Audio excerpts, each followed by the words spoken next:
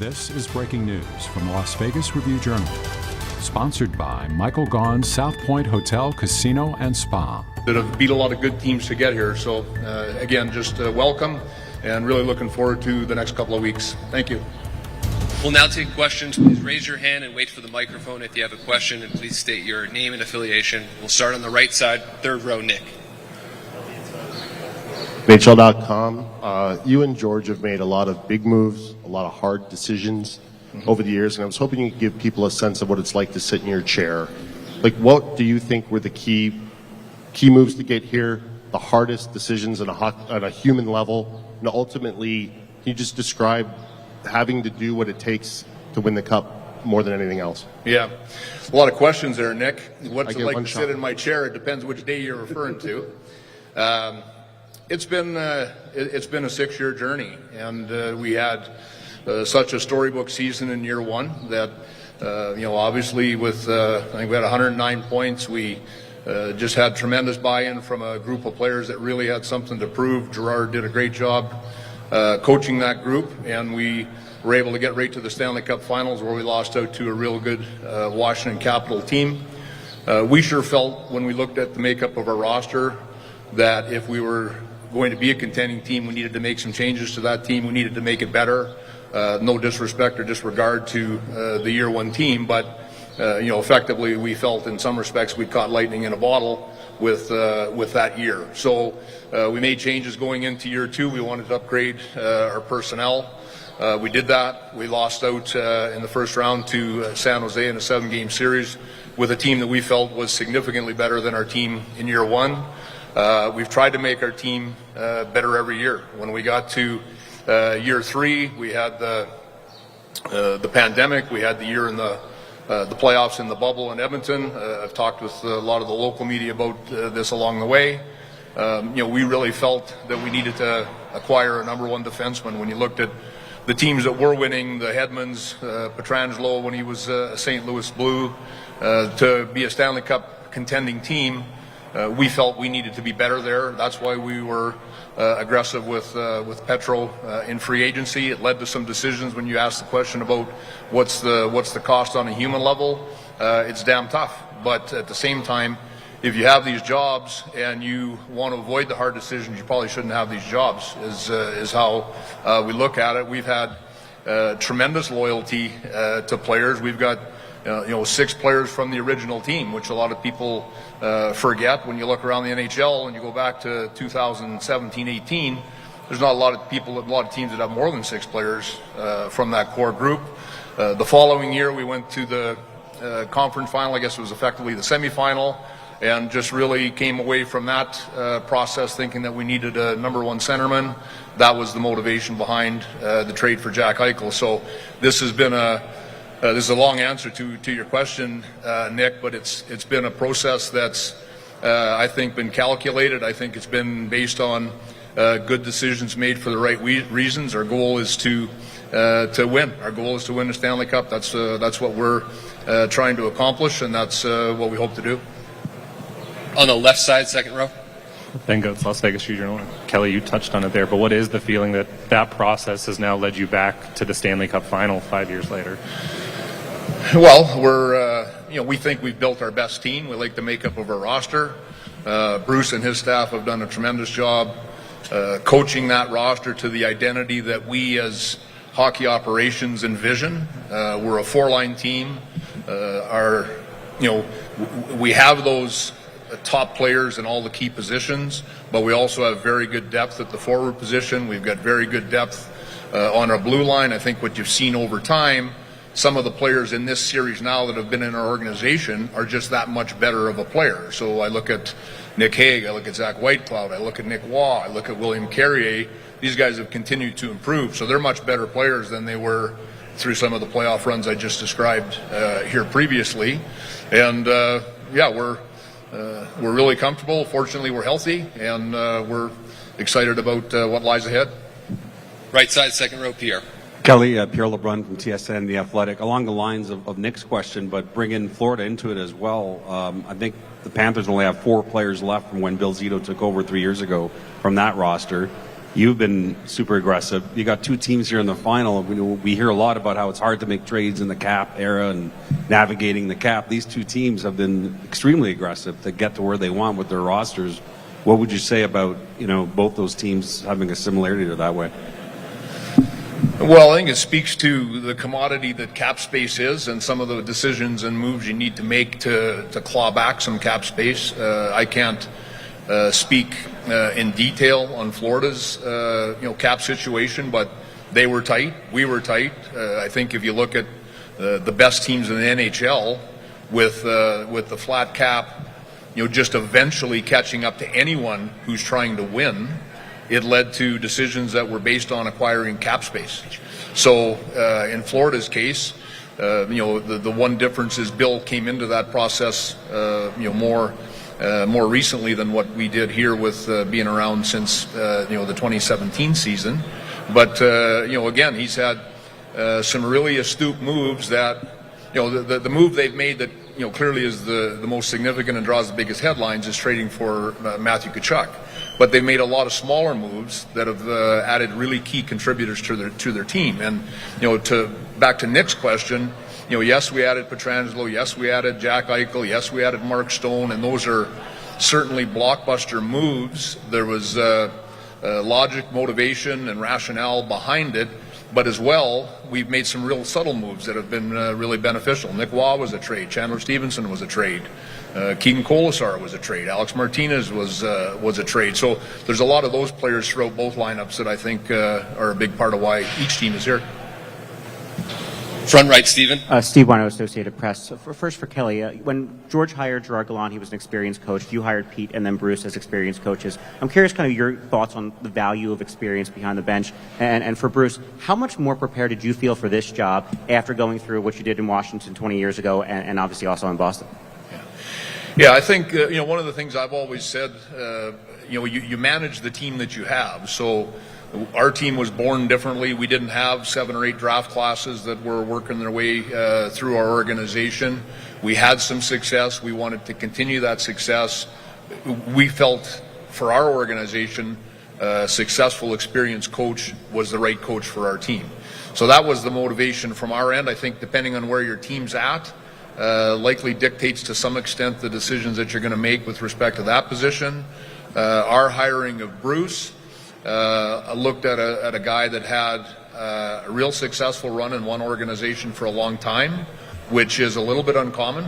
Probably without having it in front of me, Bruce and John Cooper would have likely had the most seniority with their organizations, but they grew up in those organizations. They both worked in the American Hockey League. They both had other responsibilities along the way, which to me makes them more mindful of organizational objectives.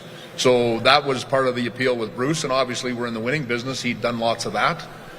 So that's why we brought him in, and I think that he's met our expectations and more along the way. I'll let Bruce speak to your second question.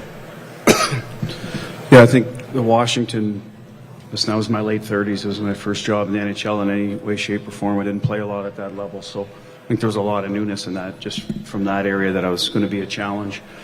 We took over a team that didn't make the playoffs. We made the playoffs that year, lost in the first round, so we had some success, but the next year didn't go as well as we liked. So that was that. The Boston situation was many years later, but the good thing about that was I knew a lot of people going in. So you're going into an NHL head coaching job. I was the assistant for part of that year, but I'd been around it a lot more, knew a lot of the players. I probably had developed about 12 of them down in Providence. This one's a little different, more like Washington, where I didn't know very many people going in, but now I have a resume. So it's a little easier to walk into a room and sort of command the group. So that was probably the 3 differences in all. Left side, 4th row. Hey, Coach. For Kelly McCrimmon. First of all, you and George have really done a good job in acquiring former captains, people with certain leadership pedigree, Stanley Cup winners. Outside of talents, what is it that drew you particularly to Jack Eichel? And then for Coach Cassidy, from the off season when you guys first had your conversation about the upcoming season, how do you feel about his growth and his leadership abilities coming into the Stanley Cup Final? Yeah, well, with respect to Jack Eichel, the motivation was to acquire a number 1 center. That was, what our objective was. I mentioned maybe before the Dallas series that one of the things that our scouts really felt strongly about when we acquired Jack that was almost a little bit underappreciated was his competitiveness. And we've really seen that. His physical strength and his competitiveness have really been on display in the playoffs. And in terms of evaluating that on players around the league, you need to do it in situations where that's required. How do people respond? And Jack really didn't have that opportunity in Buffalo along the way. So that's something that we've really seen that's been impressive. The other thing with Jack was a young captain in Buffalo. Jack gets here in a room full of really good leaders, and it's not that we are targeting captains, but we do target real good people, some of whom have been captains, right? And I think that's one of the differences between our team this season compared to the last time that we went to the final, is we've got really good playoff experience, really good people, and the playoffs always put that to the test at some point. And we really felt as the Edmonton series went along, you're tied 2-2 against a great team, that our character and our leadership were really instrumental in getting the third win and the fourth win in games 5 and 6. Our last series against Dallas, when that pendulum of pressure swings back to our team after losing 2 games. Now the series is 3-2. I think that, again, that really showed itself in Game 6 in Dallas, where we were able to finish that series on the road. So that's kind of what you're after, and yet you've got to play for a while before it's required, or before those people have that opportunity to step up and really show what those traits mean to a team. Back right. Mike Stevens, Hockey News. This is for Coach Cassidy, but it'd also be for Mr. McCrimmon as well. Before the season even starts, Robin is out for the season, and then in net you have, Aiden and Logan and Laurent, and then a couple of them get hurt, and then you bring in Jonathan Quick, and could you speak to, sort of the challenges and then the successes of handling and sort of managing such a rotating and maybe even sort of crowded crease this season? Yeah, we had certainly some surprises in that this season. We got the news on Robin later in the summer, so the free agency window had effectively closed. Any trade opportunities that may have been available were no longer. There was a lot of support in our organization for Aiden Hill, which is why we made the move with San Jose to acquire him. As we finished last season, Robin Leonard and Laurent Brossoit were our goalies, but because of injury, Logan Thompson got a real opportunity at the end. We had some confidence that he was NHL ready and would be one of our goalies. Laurent Brossoit had off-season surgery. His timeline, he wasn't going to be available probably to November 1st. So we needed to get Aiden Hill. We needed to have another NHL goaltender. So that was sort of the rationale that led up to the season beginning. The season begins. We're completely healthy in net. Both Logan and Aiden had really good seasons going. Logan was named an All-Star. And then we got to the All-Star break. And coming out of the break by Game 2, the injury started. And then I can't tell you that I clearly remember exactly how many each guy had, but they all had more than one. So going into the trade deadline, based on them having had injuries, we just felt that we needed to have another NHL goaltender in case, and Jonathan Quick was the player that we acquired the day of the deadline, and of course it wasn't long after that we'd had more injuries in net, and continued to, and I'll let Bruce speak to kind of the rotation or the juggling act that he and Sean Burke have had to orchestrate over the final months of the season. Yeah, from our perspective, the challenge would be when you had more than 2 healthy guys. I think that's when we would have had to make some tougher decisions. And LT and Aiden were playing well the first half of the year, so that was a decision that LB's down and Henderson getting better. At what point do you need to look at him, or would you look at him, right? So there's a little of those in-house conversations, and then they kind of all corrected themselves because one of our guys gets hurt, so now it's time. And then in the playoffs, LB was started, and Aiden Hill was working his way back into the lineup. We knew we weren't going to see LT, so at what point would the second guy be Aiden Hill versus Jonathan Quick? LB gets hurt. So, we decided on Hilly once he was healthy. He's gone in and did a great job. So those were the biggest decisions we had probably on who was going to the order. As for in season, Sean Burke's done a great job making sure they all get their work, managing who goes into the practice net. Those are some little details that every year you have different things like that come up. You just have to handle. So they're all good pros, so they all handled it well. But that's kind of how we got through it. And we didn't plan too far ahead for starts. I think when you have a veteran guy, that's something you do at the start of the year. We did that with Tuukka Rask in Boston a lot. We'd kind of chart it out, and obviously injuries, performance can change that. But in general, we never had that luxury more than maybe 2-3 weeks in front of us, and I think we managed that well. We didn't overtax one guy. I don't think the injuries were from fatigue and overplaying. They just happened to be part of the game. The other thing I would say to that, just to follow up, how well each goalie played in his time, and it wasn't often a long time. I think Laurent Brossois' first chance in the net, he played 3 games in a week, was absolutely unbelievable. The third game was a game at home against Dallas where he and Ottinger might have been as good a goaltending performance as we've seen all year, and then was hurt shortly after. We had the stretch where 4 different goalies played in 4 different games, and we won each game, which apparently had never been done in NHL history. So this was all happening while our team was likely playing its best hockey of the year, where we were in a battle for the Pacific Division at that time. So that was really important for us that they played as well as they did. We'll take a few more questions. Front left. Ed Graney, Review Journal. Hey, Kelly. Whether it's camp, when you make the moves at the deadline now, was there a specific time this year where you looked at this team and thought it was capable of this? Well, I think last year when we did media availability, I felt last year was our best team. I did, based on the makeup of our roster. We had injuries that justifiably we were unable to overcome. But the makeup of the roster, the people in the room, the quality of the people in the room, I think we were pretty comfortable. We didn't make a lot of changes from last year. Probably our quietest summer in terms of moves. Signed Phil Kessel, traded for Aiden Hill. Moved Max Pacioretty, re-signed all our RFAs. Those were the things that we worked on last summer. So I think yes, we did envision this. We did think that we have a. And I say we all the time. I refer to myself. I refer to George. I refer to our pro scouting staff under Vaughn Karpin. We have a pretty clear vision of what we think a championship team, a contending team, needs to look like.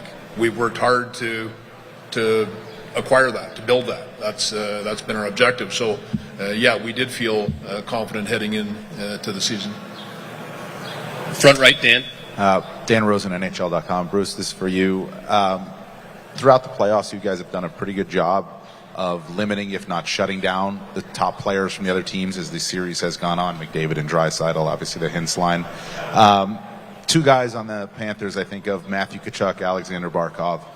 One you've coached against a lot in Barkov, but what's the challenge with Matthew Tkachuk and how do you limit him? And the same question goes for Barkov. Well, I don't know if you can limit them, even with McDavid and Draisaitl. If you remember, Draisaitl, I think, had 6 goals in the first 2 games. So eventually we found a way to kind of get in his way. And McDavid, I think, had a solid series. But I think our depth outplayed their depth as well. And the Hintz line was good early and had some moments. But, it's recognition by your players, too, knowing who's beating you out there and who you have to neutralize. To me, I think it's real hard to shut someone down, but if you can at least manage their game. And that's what I think will happen with Barkov and Tkachuk. They're going to get some looks. They're going to get some goals. But they can't be the dominant guy and carry their team. That's the way we look at it. We can't have one player in the other team carry their team all the way. And I think that's a team-wide effort to do that. Now, there's some things in game we try to do to get matchups or people out there, and I think with Tkachuk, until we get into it, I know that I've talked to some people that played against him in playoff series that have seen him do really well, and other teams have been able to find a way to keep him quiet, I guess, for lack of better terms. So we'll look at some of those things for sure, but I think it'll just develop organically where our players will recognize these are the players we have to limit, and they've done a good job with it. They've been around a lot of these guys. So as for Barkov, he's going to play his game. I think he's one of the best 200-foot players. So that matchup we might have to look at that one. Okay, if he's going to look to shut down one of our scoring centermen, do we play our fourth line against him and maybe try to get our other three centers freed up? So that's something we'll discuss internally. You can do that at home sometimes, but at the end of the day, we'll see how that plays out. We're not a big matchup team. I think you know that. We've talked about that, so we're not going to fall in love with those things. But there may be a pair that's better suited for Tkachuk too. We might find that maybe Nick Hague's length is what helps stop him. Is it Petro's experience? You know, and we'll have to sort some of that out as we go. We'll take two more questions. Back right. Question for Kelly. François Gagnon from RDS in Montreal. Kelly, coming back to Nick's question, the first one, you said you had to make tough decisions. Out of the 6 guys that are still around, Jonathan Marchessault and William Carrier are still here.